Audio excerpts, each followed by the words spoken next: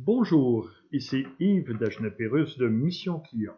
Il me fait plaisir de souhaiter la bienvenue à cette présentation au cours de laquelle nous vous offrirons des éléments de réflexion qui vous aideront à atteindre vos objectifs de croissance. Permettez-moi de vous présenter rapidement Mission Client. Depuis bientôt 20 ans, les associés et collaborateurs de Mission Client aident des entreprises comme la vôtre à stimuler leur croissance d'une façon durable, rentable, tout en augmentant la valeur de leur compagnie. Maintenant, imaginez que votre entreprise soit comme un voilier qui fait une régate, une course. Vous avez un point de départ, le début de votre année fiscale. Vous avez une ligne d'arrivée. Ce sont vos objectifs, qu'ils soient de vente, de rentabilité, de croissance, bref, tous vos objectifs corporatifs. Vous avez un équipage, ce sont les membres de votre équipe. Et c'est parti! Vous pouvez vous retrouver dans le cœur de la course, où tout le monde fait la même chose à peu près au même moment, et où le moindre faux mouvement vous envoie en arrière du peloton. Ou alors, vous pouvez être le gagnant, celui qui a pris les bonnes décisions, qui lui ont permis de se démarquer des autres et de prendre les devants. Si vous voulez bien, regardons d'une façon caricaturale une situation sur un bateau. Si je vous posais la question « Qu'est-ce qui ne va pas sur cette galère ?» vous me répondriez sûrement « La répartition des ressources humaines ». Mais, si vous voulez bien, allons au-delà de cette première impression. Les deux propriétaires à l'avant sont certainement déçus d'avoir l'impression de tourner en rond. En première impression, eux aussi ils vont blâmer le personnel qui rame. Mais posons-nous les questions suivantes. Ont-ils bien défini la mission de leur voyage? Est-ce que la destination est clairement définie, le point d'arrivée bien précis? Car ne demandez pas à votre équipage de vous amener à destination si celle-ci n'est pas claire. Est-ce que les stratégies de succès sont clairement établies? Avez-vous une carte précise et détaillée qui vous amènera du point de départ à votre destination finale?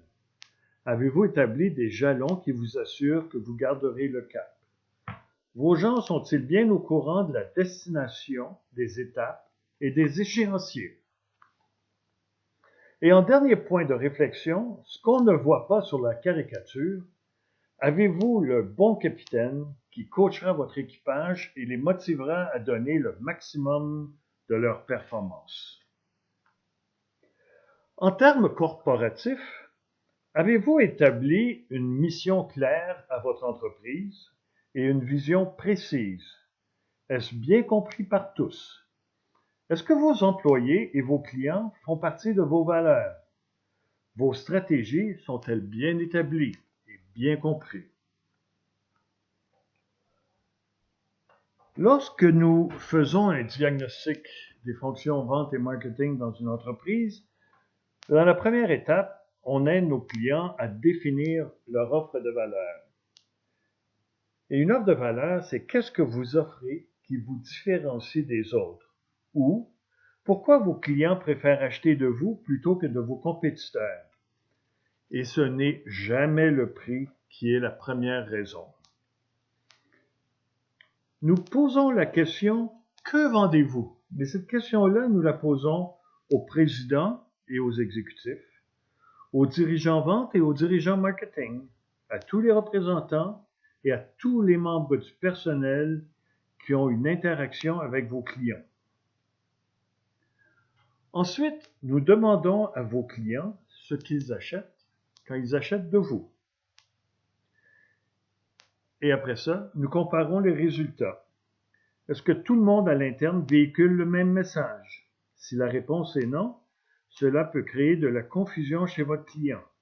S'il est confus, c'est sûr que votre client va d'abord magasiner pour ensuite choisir selon le seul critère qui est universel, le prix. Vous pouvez donc retarder le cycle d'achat du client favoriser le magasinage et amener le client sur le mauvais critère, le prix. Votre client, lui, qu'est-ce qu'il achète? Si c'est différent de ce que vous vendez, et on ne parle pas ici de caractéristiques de produits, encore une fois, vous prolongerez le cycle de vente.